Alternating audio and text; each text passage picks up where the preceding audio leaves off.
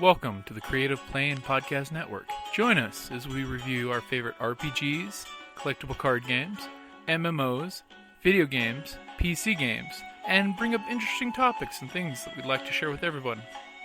Sit back and enjoy the show.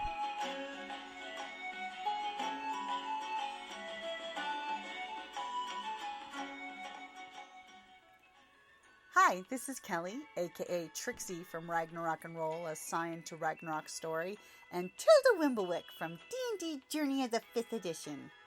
First off, I would just like to say thank you to everyone for listening to our varied adventures, as well as for rating us on iTunes and rpgpodcast.com. If you haven't rated us yet, we would greatly appreciate it if you could. And if you're looking for more ways to support our efforts, we are now on Patreon, a great site where you can help us continue making more podcasts, as well as some special surprises for our patrons. If you can, please look us up at www.patreon.com/cppn. Every little bit helps. And again, thank you for listening. So I'm sort of in the middle, so I'll just moderate. You win. Because You're Weston. I'm We don't have to Weston. settle deciding who moderates. This panel is the hero's journey. So if you are here for any other panel besides that, you are free to leave. I'd like to ask the panelists maybe to introduce themselves. Maybe from Janni, begin there and come all the way down. I'm Janni Lee Simner. I'm a young adult and middle grade author, and author of the Bones of Fairy trilogy, and most recently I wrote the script for the video game, The Huntsman Winter's Curse.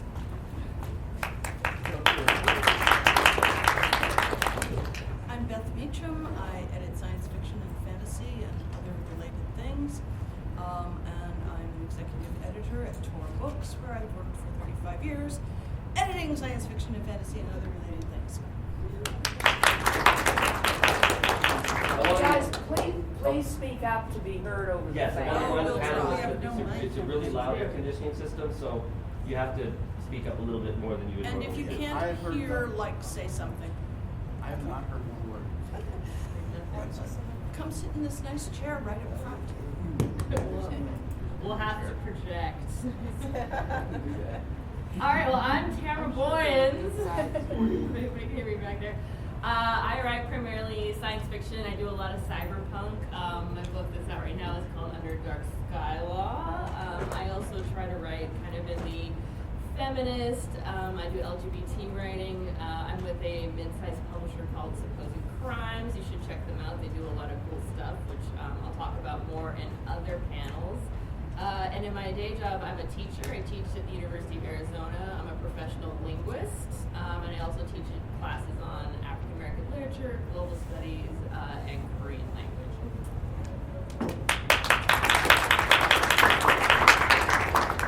My name is Weston Ochse. The author of a bunch of books. Most recently, the SEAL Team 666 series that Dwayne Johnson has put in development hell for the last 3 years. And the Grunt Life military sci-fi series that deals with PTSD.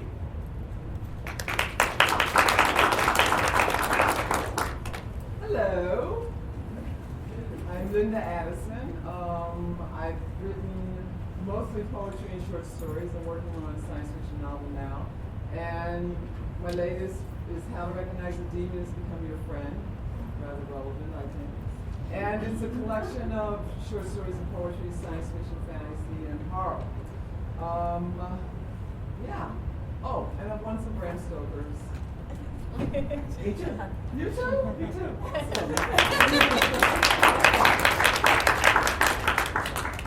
My name's Earl Billick. I'm the token artist of the panel. Science fiction, fantasy, art science.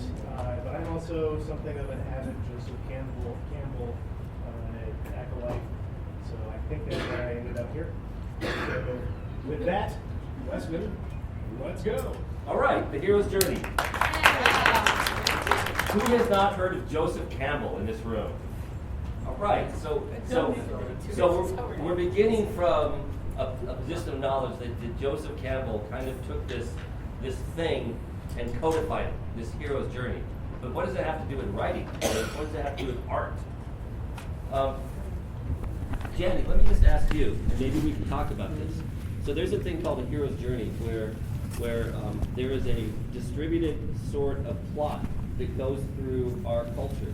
When you write, do you consciously think of the hero's journey when you write, or is that more part of who you are? I never consciously think about it, and 90% of the time it winds up there, which means it's somewhere. And I do know writers who plan to follow it, but I always realize it after the fact.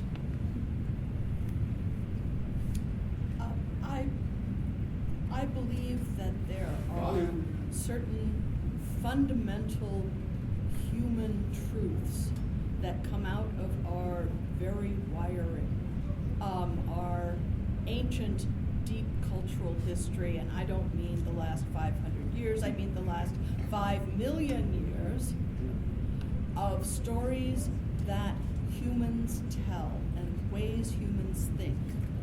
And the hero's journey is one of those. It is so basic that I don't think anybody can write fiction without dropping into some part of the hero's journey. We can't do it. We can't think about story without following, to some extent, that formula. All we can do is alter it, examine it, turn it around, and be conscious of it. The minute we go unconscious, we are on that journey. I definitely do write consciously with the hero's journey in mind, and for those of you who aren't super familiar with it, and in fact, I often forget the finer details of it. If you look at it really closely, there's a lot of really detailed steps in the hero's journey, which makes it even more mysterious that, like she was saying, anybody who's been exposed to any Western movie, any Western piece of literature or storytelling has some, and yes, not just Western, Everything. but we kind of have this innate sense that this is a storytelling format that we're familiar with, even though we don't know it. So if you don't know you're doing it, a lot of times you'll drop into it anyway. But if you're writing and you found that your story is somehow fallen flat or there's something missing, a lot of times it's because you're missing some key chunk of the hero's journey. And you just haven't realized it. And you might send it out to your beta readers and they're like, I loved it until something in part 2 just kind of didn't work for me. And if you actually sit down and analyze it, a lot of times it's not that you need every single little aspect of the hero's journey. In fact, I don't think anybody here probably does. But if you sit down and analyze it, a lot of times you'll find, I don't have that particular archetype, or I'm missing that particular story movement, and that's making it fall flat. So that's kind of one of the reasons I think the hero's journey is fascinating and interesting to anybody. We did this last night. Who here is an aspiring writer or a writer, author, however you want to label yourself? I like that you said that, you can read something and it doesn't click. It's because our brain is wired to hear stories a certain way. Our brain is wired so that when we hear a story about a hero or heroine or whatever going through trials and tribulations, that there are steps, and if it doesn't happen, it doesn't work. George Lucas intentionally used a hero's journey when he wrote probably the most successful franchise of the last 100 years, and he also admits to taking a lot of the plot from Kurosawa's Hidden Fortress, the movie. Now, in the Hidden Fortress, there wasn't a Luke Skywalker, but there was R2-D2 and there was C-3PO, which were the two major characters who helped save the princess from the evil empire, right? It's really relevant in all cultures. This idea that you'll take a common person going about their way, you will change their life, and then that person will have to find a way back to commonality, and that's really what the hero's journey is about. I think the fact is that if you read about the background in it that I did years ago, is that it's also influenced by Jung as an approach that there's a collective consciousness. So as a human being, we're all living our hero's journey. We're all a hero in our lives. And whenever we go to approach something, whether we decide to go through it or not, we're going to hit some of these points. It might be the fear that stops us. It might be not finding a mentor that stops us in our real life. So I believe, as Beth said in particular, that it is not something you have to be conscious of. I'm not when I write. I kind of can feel when the rhythm of the story is working without knowing that something's missing, because there's something in the arc of the characters' development in the story, and what they want, what it costs them, what they go through, that I feel is missing without having to look at the 12 steps of the hero's journey. So I think it's very human, and whether you hit all the steps or not, sometimes I think you can probably say you do, because one of the 12 steps might just be a thought, might be a sentence in your story, and then you spend a lot of the other story and some of the other steps of it. But I think because it's so human, and because it's part of the way we do things, that I don't know that you can really avoid it in a general arc when you're writing about a character going through something. I definitely agree with the genetic imprint thought process. Way back before we had writing in books, we had storytelling. And that storytelling, the way to get people to identify with the story and identify with the characters, you had to put them through the same kind of things and adversities that you might face in the real world. And so in turn, you always start in the real world. You always start here and now, or what we present as the here and now. And then you start delivering adversity, you start delivering solutions, you start taking them in from the regular world into what Joseph Campbell called the special world. And which in the old myths was the underworld, for example. In the case of Star Wars, it was, we're going into the Empire, the Death Star, and all that. So, Lord of the Rings. Exactly, and pretty much every great epic has some aspects of the hero's journey, and most of the ones that last have all of the aspects. So, do you maybe want to tell us what those steps were? Okay. Well, you know what? I happen to have. There are 12. Oh, right. It's really cool. So, okay, there are two stages in the hero's journey. There's the ordinary world and the special world. And we started stage one, or step one, which is at the ordinary world. We're introduced to here's the here and now. It's just you and me, or whatever. And then we have the call to adventure, which is the second step. Means that this ordinary person or this ordinary scenario. Just imagine Frodo. Yes. Or Shire. Or Harry even Potter. more so Bilbo. And then there's the refusal of the call, which a lot of, well, I'm just a normal guy. I can't do this. This is not the thing for me. Luke Skywalker. Then the meeting of the mentor, which is the fourth step, which is the mentor's going, yeah, you're an ordinary guy, but guess what? And then the crossing of the threshold, which is a critical step. After the meeting of the mentor, that's where we go from here we are in the ordinary universe sitting in the Shire. Now we're on the trip. Millennium Falcon. We're heading to the Exactly. I've never gone this far from the Shire before. Tatooine, where are you? Our first key adversity occurs in the beginning of the special world, in the 6th level. Tests allies and enemies. So this is the challenges that had to be done to get the Golden Fleece. All kinds of things are there. After they go through a certain amount of test enemies and allies, you have step 7, deeper into the special world, which is the approach. The Rebel Alliance. Yeah, I was going to say, we're getting in our X-Wings, we're going to the, step number 8 is the ordeal, death, and rebirth. This is at the depth of the special world. After the death and rebirth comes step 9. Obi-Wan dies and he becomes a hero. There you go. Reward in seizing the sword. Wesley is tortured to death. Right.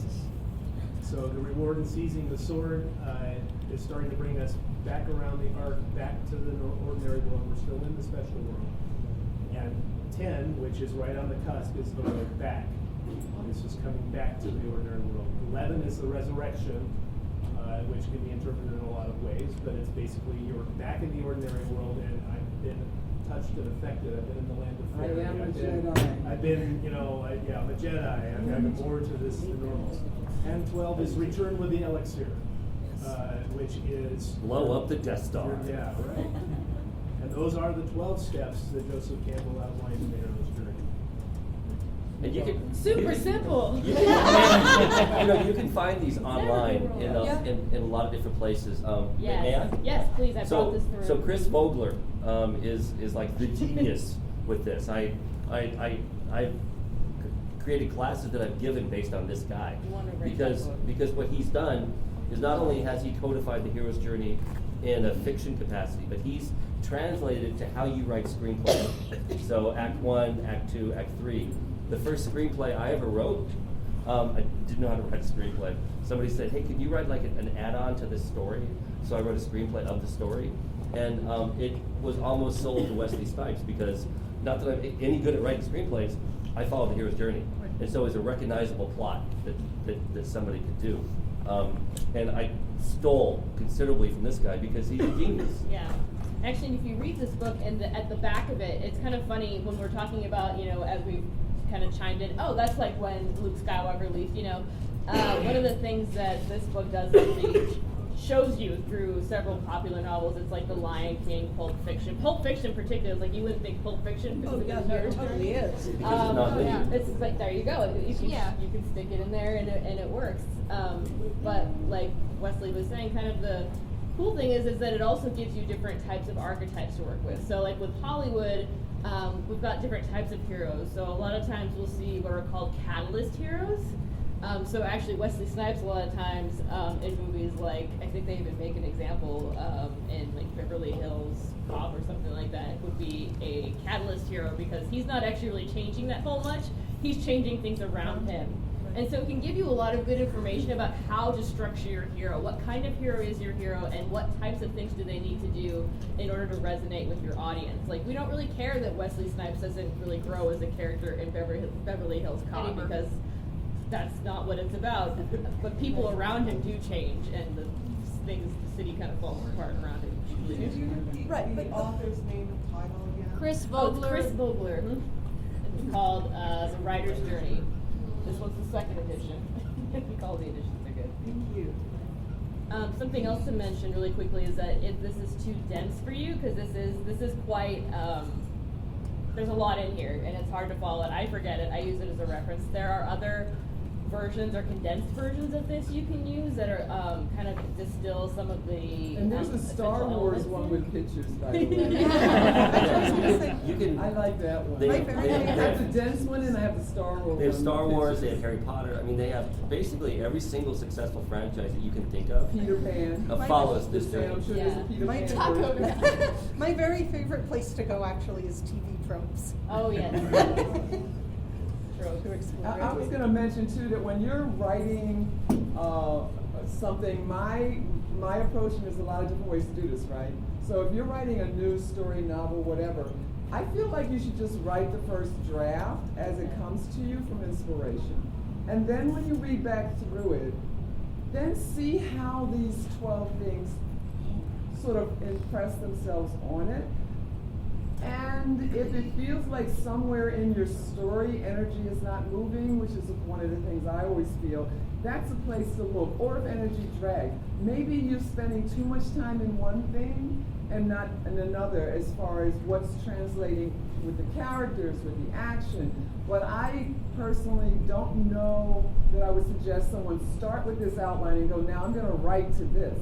If you do and it works, cool, but I think it's better to just get it out of you first, inspiration, and then see how you possibly could shape it to bring a little bit more energy and depth to it by looking at the hero's journey. Often I have to write an outline because there's certain editors, certain publishing houses that, require an outline. Okay. Layer. Yeah, right. But you know why? Why? Because we really need to know that you know how the story ends. That's what I was thinking. That's what I was thinking. But if you Okay. change it, And as even long if you as you don't do a follow good the job, outline, you you get don't away need with to it. know that you know that, because then you can Yeah. change it, but they want you to. Oh yeah, changing not so much a problem as Yeah. long as it works, but Yep. but knowing that you know how it ends. is like phenomenally important. I always treat outlines like a GPS, right? I might know how to get to this place in Phoenix, but I turn my GPS on, Yeah. and it'll say recalculated in increasingly condescending ways. But Also, eventually, I outlines get to the place that I wanted to go to. Yeah, outlines are also a really, really useful tool for a writer They are. in seeing how the structure of your plot works and where it might be weak and where it needs to be shored up and rebalanced. That's what I was going to mention.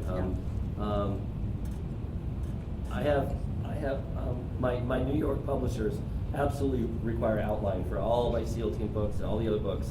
And generally, what happens is I write the outline and then I consider the hero's journey afterwards. I look at it and I say, is it following it? And am I okay with the places where it's not following it? Because I want to write my story, but I also want to write a story that is so engaging that you will so accept that you'll buy my next book as well. My British publisher knows me well enough that I can just give them a paragraph and they're good. But that's really hurting me right now because I'm 2 months behind deadline. Because I wrote my own outline for a great 60,000 word book, but it's not the 90,000 word book that I'm contracted for. So you redouble your steps in the journey. So I realized that what I didn't do is I didn't look at the hero's journey when I wrote the outline. And only recently have I been looking at the outline going, you're an idiot because you missed like steps 7, 8, 9, 10. And so I'm able to go back in because I'm 30,000 words short and I'm not going to pad. I can't pad. You guys would hate me. You'd never buy a book from me again. I have to write the story that should have been the story to begin with. So I do think considering the hero's journey in the outline for me is important because it really keeps me on that track. That's where you get into the fact that every writer is different. So, you have to find the way that works for you. Some of us have to write a rough draft and then write an outline and pretend that we started with that. Not pretend, but we know it's a needed sales tool and we get what we need to create it. And I think you can also adjust. The cool thing about the hero's journey is that you can adjust the stages for your genre and your type of book, for instance. So like if we look at the ordinary world and we look at some of the kind of seminal examples like Star Wars or Lord of the Rings, there's a lot of times where you spend all this time in the ordinary world. Like we're hanging out in the Shire, we're hanging out in Tatooine for a fairly protracted amount of time. This book, for instance, is a very tightly paced action novel. And so when I was writing it, I'm like, I don't have time for the ordinary world. There's no ordinary world. And I was like, actually, you know what? I screwed up. It really does need an ordinary world. My ordinary world probably lasts 10 pages, though. So I've got 10 pages of ordinary world, and then the catalyzing incident happens, and then off we go. But it's still in there, and it didn't feel right until I put those. It's only 10 pages, but it really fixed the book, and it's because I stopped and said, what's wrong? Oh, we never got the ordinary world, even though I wanted to launch right and made his rest until the point of the action. So. And I think again, the reason why the hero's journey is talked about so much and it's in genre and non-genre is because again, there's a certain arc of satisfaction when you're reading a real story or you're living a real life that you need. And that's why if you don't give the reader a little bit of foundation in the ordinary world where this character came from that set them on this path, even if they can't even voice it, there's an unfulfillment there. There's something missing in the grounding. Yeah. And it may, like I said, it may be 10 pages, 10 paragraphs, 10 chapters, or 1 paragraph. So I think, again, because I think it is based in a collective consciousness, young human thing, that it's a good thing to look at whether you do it while you're doing your outline story or afterwards to look at stuff. Yeah. Because it's just a very common way to understand and feel how a story unfolds. The reason that it's so vital, the reason that it's so vital, is that it's not for the writer. It gives the reader or the story listener or the person to whom the story is being conveyed a familiar place to stand as they start off on the journey with you. And readers absolutely require that. sorry. I would say, well, one thing actually, so one kind of, I'm going to problematize the hero's journey for a second because I'm in academia and that's what we do. We problematize everything. Problematize. Making Like problems. That's a thing. That's a big field. I'm going to briefly problematize and we can argue about it. So one of the benefits of the hero's journey is that it comes with all of these archetypes. And they're familiar archetypes to us all. So like we were talking about, for instance, the mentor or the sage figure is a very well-known archetype in most fiction, for one thing, which is great. And then Janni was talking a little bit about tropes, and we could have a whole different panel about the perils and pitfalls and the benefits of tropes, which is a very similar problem or benefit, depending on how you want to look at it. But it's also a place where you can get into flat characters and stereotypes. And especially if you're trying to write diversely, that's something you really need to look out for. So like in Star Wars, the mentor figure is Yoda, would be, or Obi-Wan. We've got two potentials, right? Two stories. Sometimes there's more than one. You've actually got two stories going on. But a lot of times the sage figure, I mean, we can think of some very stereotypical mentor or sage figures. Like actually a lot of times it's a wise old black man, for instance. That's a Morgan Freeman. Which sometimes there's nothing wrong with that, but you want to make sure that you're not falling into something that's stereotypical, Right.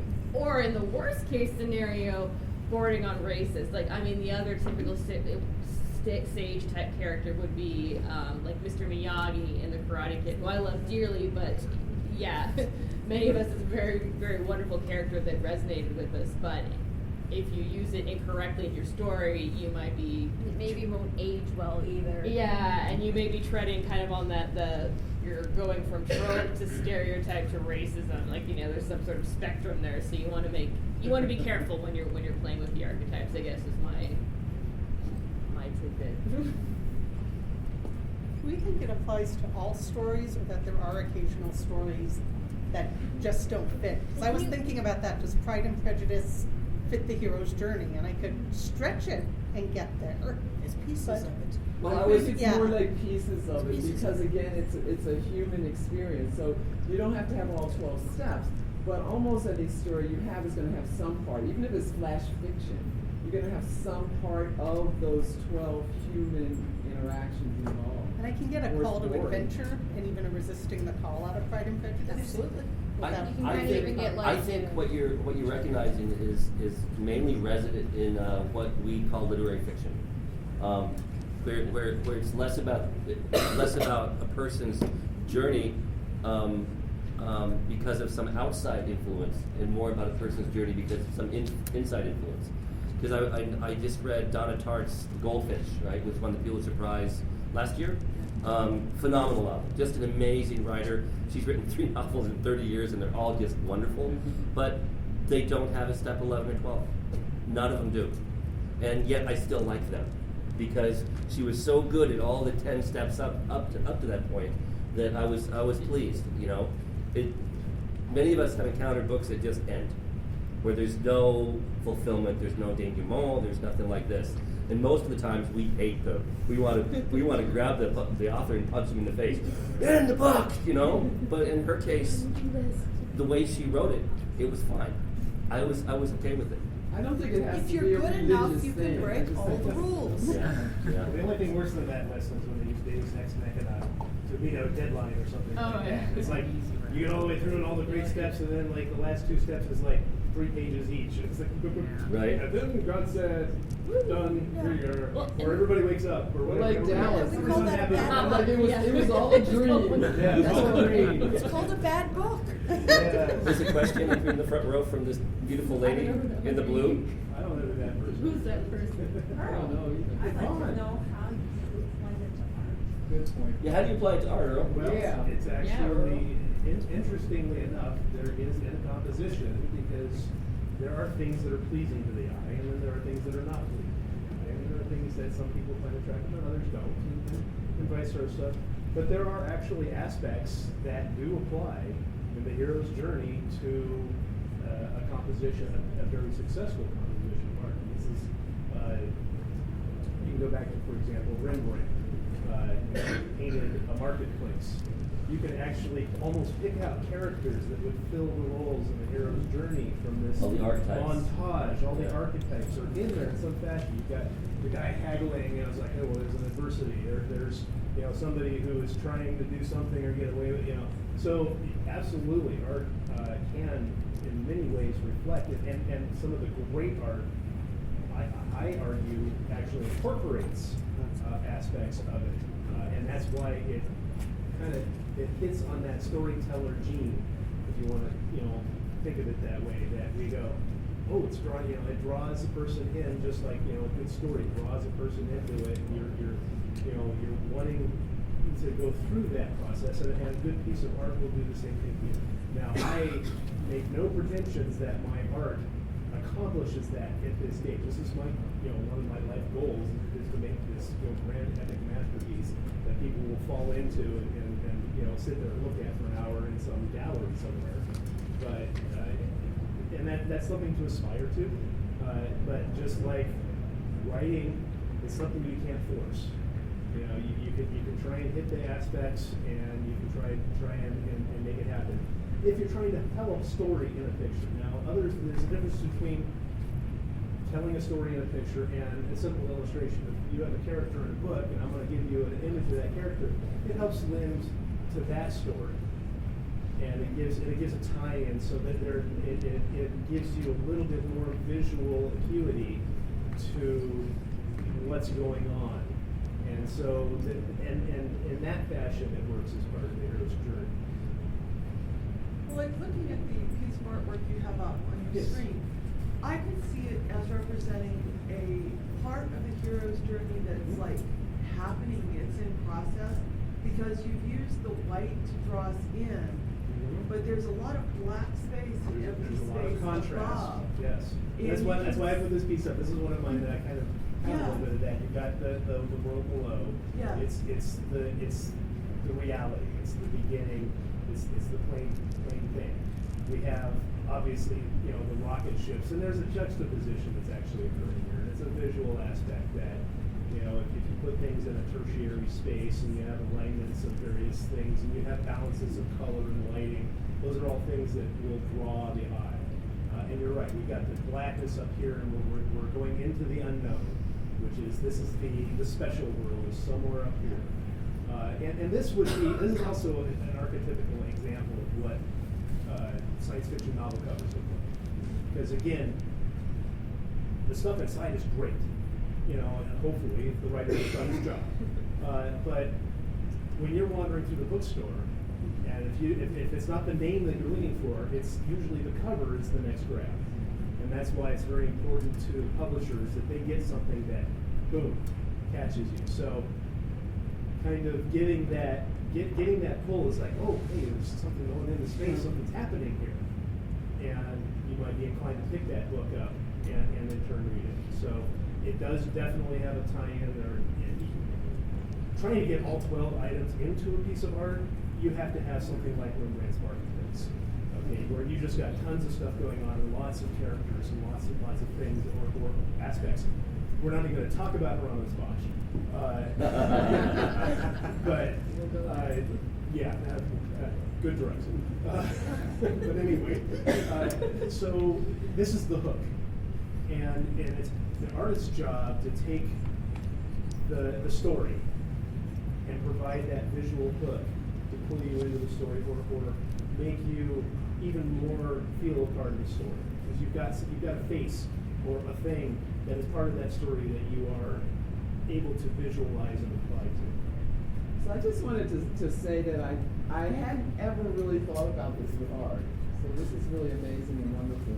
And then I like a lot of art, and I like abstract art, and I just was sitting here listening to you thinking, yeah, you know what, those pictures that are abstract, but that I look at for a long time, I never thought about it looking through that sense, but it's like, again, in this sort of known subconscious way, I suspect now I'm going to go back and look at it, because I think there is a point where you're brought into something that's light, something that's, you know what I'm saying, in a very surrealistic, unmentionable, thank you for breaking my brain of art And that happened in songs too. Actually, if you listen to even just simple, simple pop songs, even, which is really amazing. And so one of my favorite artists is Sia. I don't know if you guys are familiar with her, but in one of her interviews, this actually really resonated with me. She said, "Well, I realized that one of the things that makes pop songs so easily recognizable by so many people is that they do this thing where your job really is to take somebody in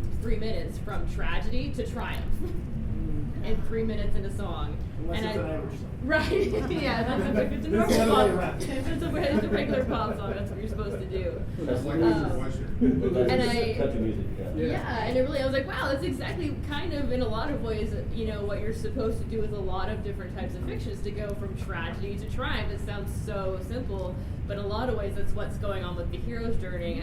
As I was sitting there plotting a novel with my friend the other night, I was like, I remembered that quote from an interview with Sia, and it really resonated with me. So, in other different types of art, you see this same sort of yearning for this pattern. I've been thinking about, ever since Wes talked about stories that feel like they don't end, that I have that reaction to a lot of short fiction that doesn't work for me, and that it may be that in short fiction, writers aren't applying it as much, and while it doesn't need to be in every short story, maybe at least some of the short stories that feel like they just end could be given more of a sense of closure. Well, I think when I think about slice of life, I mean, people, I haven't heard this used in a long time, but there was a time not long ago where that definition for a story was kind of like the hot thing. And I always thought what that is that you're like dropping into the whole hero's journey for just this little piece. And the reason that never bothered me is because I have an imagination that's distractive. Like I have to really focus to be in the real world, which I'm really not unhappy about this week. And so even if I only had a one-page slice of life flash fiction, I could fill in a whole arc in my imagination, and therefore did not find that unsatisfying, although I know some people do. But you still like the 3-year-old kid that's always imagining shit, so. Yes, back in the back. What about trilogies and series fiction? If you have a hero's journey play out over multiple volumes, do you have different people having a hero's journey? Does one guy get to have 3 or 4 hero's journeys? Yes, to all of us. Yes to everything. Absolutely. Absolutely. Even beyond that, one of the things that's made for a current very popular format to put in the media for a second is the concept of a television series that has got an ongoing story arc that can go for 11 seasons or more, where you've got this story that is stretching out, and there's things that go seasons long or even beyond that. Yes, but then we have many heroes' journeys inside of that. So every episode is a hero's journey, but there's an overarch. There's an arc that can be applied to so. I mean, Babylon 5 was one of the first best ones to do that on a science fiction front, where there's this big long story arc going on, but then there's all these little things that are going on in the middle. Original Star Trek. And they may or may not. They may or may not, affect the things down in this one. Well, Star Trek actually, it was later on, but the early ones, they always wanted to have a resolution. The whole story had to happen within an But episode. in the whole arc of the original, you had, Kirk and Spock. You have the same characters doing all the different things, absolutely. Well, the other interesting thing is that looking at those different formats like you're talking about, so this is complicated, right? There's 12 steps, it gets a little cumbersome, and so many people have made attempts to kind of either distill or change or adapt the hero's journey to other formats or easier things. So if you're a writer, you might want to get out your pen. I've got some recommendations for you. So my favorite one is this book. It is going to sound funny. It's called Take Off Your Pants. I like it already. Is it a tutorial? It is a tutorial. It is about how to take off your writing pants.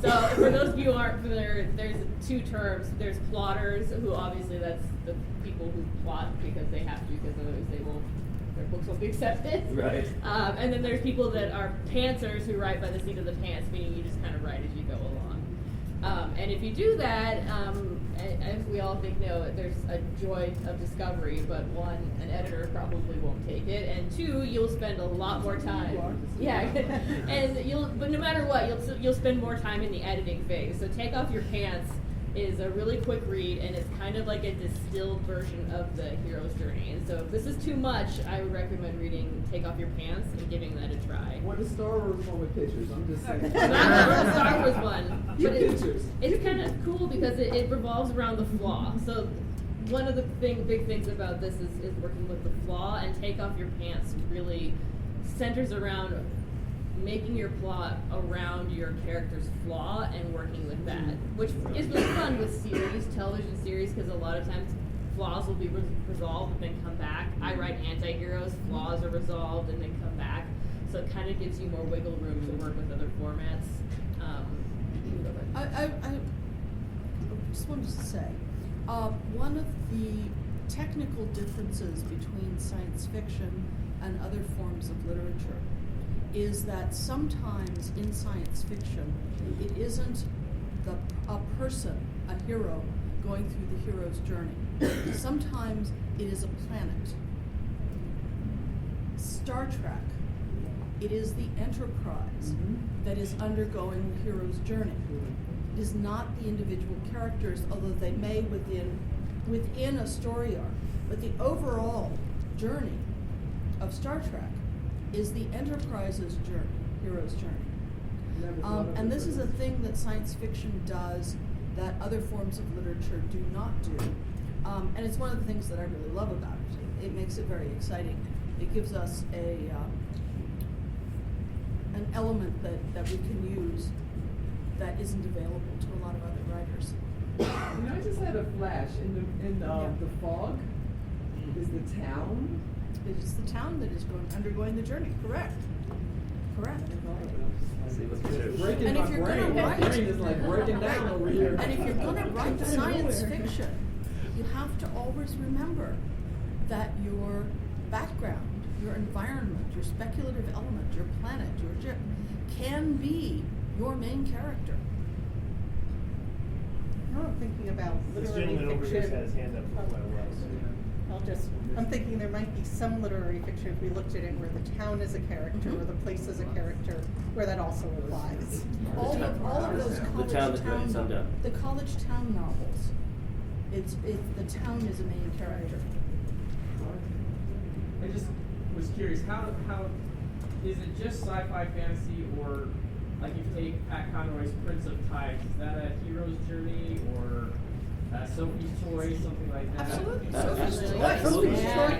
As you mentioned both of those, archetypal. I thought of the journey, from beginning to end. Yeah, absolutely. And there's other, like I said, there's other things that have tried to make, adapt it more towards a particular genre. Like there's a book called Save the Cat, Yep. which is kind of hero's journey specifically for screenwriting, Right. And for movies. And then there's this other, oh my gosh, I'm gonna say it wrong, somebody correct this. I think it's the Young Novel Project. You know what I'm talking about? Yep. Google the Young Novel Project. I'm pretty sure that's what it's called, but it's somebody who's taken the hero's journey and broken it down, I think, in even more excruciating detail, but applied it to young adult movies and novels. So she goes through Twilight, Hunger Games, and kind of puts out beats that are necessary for young adult fiction to be successful, kind of working off of the hero's journey but containing other things. And you can agree or disagree. Some of it feels a little bit shoehorned in, but especially if you're a young adult writer or into young adult screenwriting, I would recommend checking that out, because there's some interesting things that don't occur in the hero's journey, like the failed celebration or something is like one of the beats in the young writer's journey, I guess you could say. So The hero's journey applies to almost any form of storytelling. And you can go from pretty much any writing genre if you want to look at it from that perspective. Or even taking a step back into movies or shows or anything like that. Anything that's truly successful, you're going to find aspects of the hero's journey in it. And again, it goes back to that genetic whatever switch that makes it appeal to us, and it helps us relate.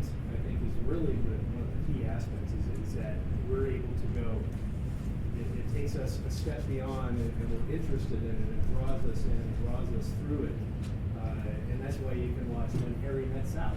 You can read any regular fiction book off the shelf, and if it's well written, if you analyze it, you're gonna go, oh, hey, look. And so that's why a lot of the great writers will now, they realize, and this is one of the things that Joseph Campbell, back when he took a look and says, what makes a great story? And we're talking, we'll look back at Beowulf, Across the Spectrum, the Iliad, all of the different stories and things of myth and mythos, and what's the commonality? What made these last through the eons or ages? And it actually ends up being a thread that seems to just kind of be pervasive, whether we intend for it to be there or not. I have a note here right now to start looking at all the picture books I've been reading since I have a 3-year-old and think about whether or not the hero's journey can be applied. And I think that might be the missing step for me to understanding how to write picture books, which is a hard genre that I've never mastered. Ask a question up here. Me? Yes. Okay, I just want to say when Aristotle looked at plays that were being written at his time, he said this is what drama is. And then succeeding generations said this is how you write plays, and it deadened things. It had to happen a certain amount of time, it had to have a heroic character, it had to be a male to be a tragedy, it couldn't be a female. And so I just want to leave us with this caveat that no matter how useful this is to us as writers, let's not let it become a straitjacket. They're guideposts, not really strict. They're not restrictions, they're guideposts. Exactly. Tools for understanding story. Yes, sir. A couple things. First, if you're really left brain about all this, you should take a look at The Anatomy of Story by John Truby, who separates the hero's journey into 22 steps. It's a book for screenwriters. You'll find Bowler there. Bowler is really Joseph Campbell light, and Hero with 1,000 Faces is a much better read anyway. I have a question for you. In all the hero's journeys that I have read, I have never found one where the hero knew consciously that he or she was on a hero's journey. Do you know any stories like that? What came to mind? I wrote one, that's why I like What came to mind is Heinlein's Job, A Comedy of Justice. Yes. Yeah. Job knew that he was on a hero's journey. That's right. Yep.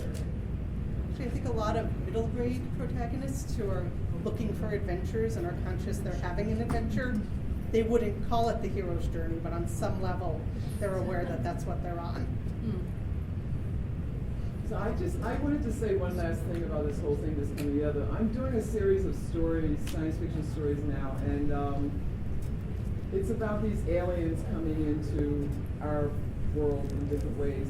And one of the things I'm working really hard to do is how alien can I make them? And so now I'm thinking, not that I'm changing it, I want to make them as alien as possible.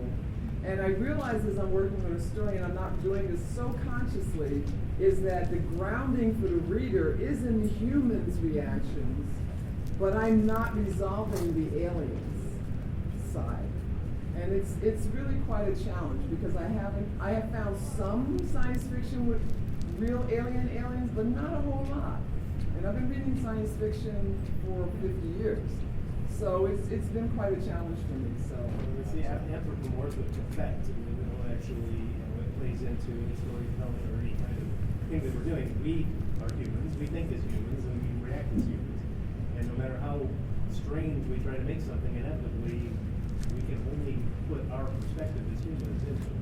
So you guys tell me after the collection comes out whether it works or not. The human story's there, but I'm not really trying to resolve the alien side in any human way. So Oftentimes it's really hard. David Brin in his Uplift War series, he had these chicken type aliens that were really hard to identify with, and they had their own hero's journey, and he resolved it. But that was my least favorite part of the book because I couldn't relate as a human. Right? We have about 10 minutes left, and this is 5. This is normally when we give the panelists one last time to say something to the audience, and then we conclude. So, Janni, you want to start? Well, one of the things that struck me, I began thinking about the hero's journey is which we've already actually covered, is the range of stories it can tell. And I was going back in my own work, and I realized I'd done everything from like light, fluffy, funny adventure to dark, moody, angsty, mythic looking journey. So I just find it impressive. I agree with everyone who says we shouldn't get too bound by it, but also it is amazing how many places you can find it. And I think it's also, especially if you're not an outliner, okay not to overthink it at the beginning and just have fun, then use it as a tool later on in the process. And I agree. I think it's a mistake and a kind of a cheat to walk into writing saying, okay, I'm always going to follow this particular set of steps in order to make a plot. I think writers need to use it as a tool, recognize that it's a tool that they have at their hands that they can use to help structure plot. I have maybe not a message, but just a challenge for you. For any of those of you who are fans of Japanese anime, or for now that's becoming very popular, Korean dramas, I would challenge you to look at it and ask yourself, do you think this fits the hero's journey or not? Because we're kind of saying this is not just a Western thing, it's a ubiquitous thing.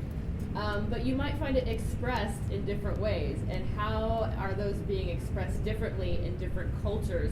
What does a hero look like? Are they the same? Are they different? Why or why not?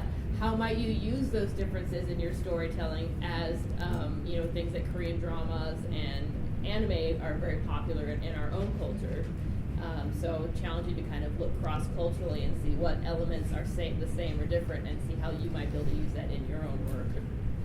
One of the things I'd also like to challenge you is go online and print out the hero's journey. You can find many different versions of it. Find one you like, print it out, and then keep it by your television and keep it by your book, so that next time you watch a movie or you read a book, kind of like go, okay, yeah, step one, step two, and you'll see how predominantly the things that you like the most fit that journey. And it's kind of fun to realize that, not knowing that this is how it works. So everyone's talking about the writing part, so I'm not going to. I'm just going to say, I agree with Weston. Print out the 12 steps, and think about how your life is, and how every entity, whether it's you, your family, or this country, in order to get to an evolutionary point and actually grow, you have to go through the 12 steps. That's all. And the only thing I have to say is it should be required reading that you read Joseph Campbell's Hero with 1,000 Faces. Totally. Totally. That's where it begins. Okay, thank you very much. Thank you.